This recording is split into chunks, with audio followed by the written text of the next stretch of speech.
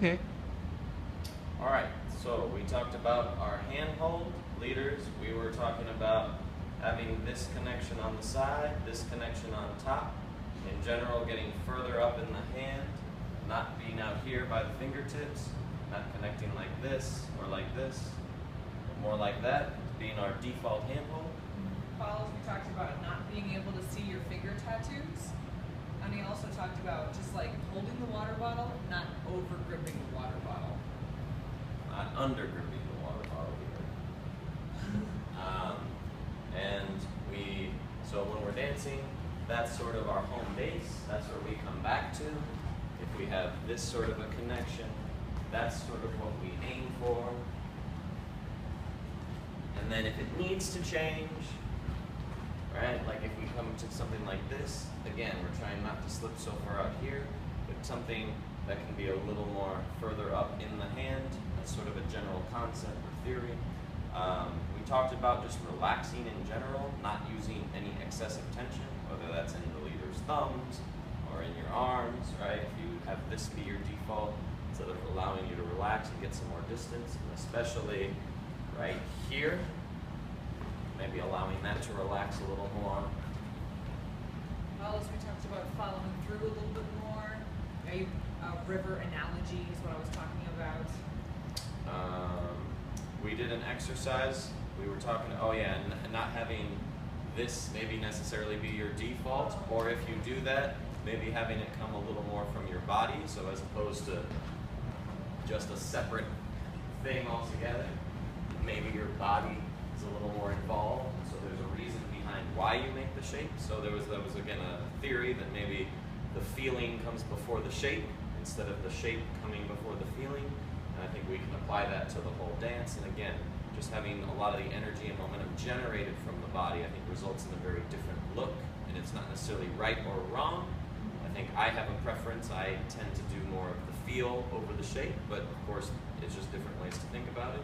Yeah, we listened to the music, whether it was like really energetic music, a little bit more subdued music, and trying to match our energy level to that. We talked about follows just being comfortable with hanging out, really waiting to be moved, finding out when you're being moved, and leaders being very clear about when you're asking them to move. We did an exercise where we were just pulling the follows in on 1, versus 1, 2, versus 1, 2, 3.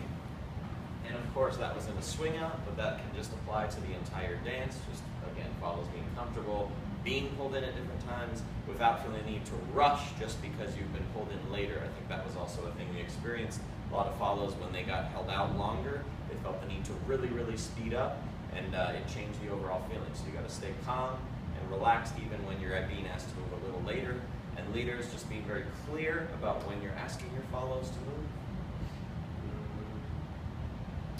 I think that was it. Or random swing outs in under-rotated directions if you were a very big beginner. Oh yeah, we just did, we showed the over-rotated swing out.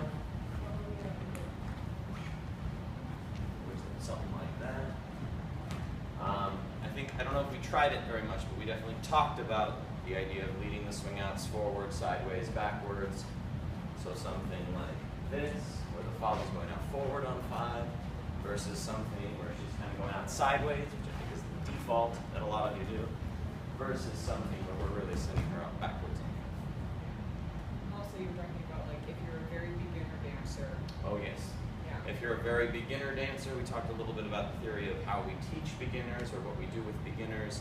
And again, there was a lot of just conceptual things maybe, but I think one of the things is really ingraining the idea of the footwork and then just moving it around, not necessarily executing moves, but being able to, 1, 2, just keep the footwork.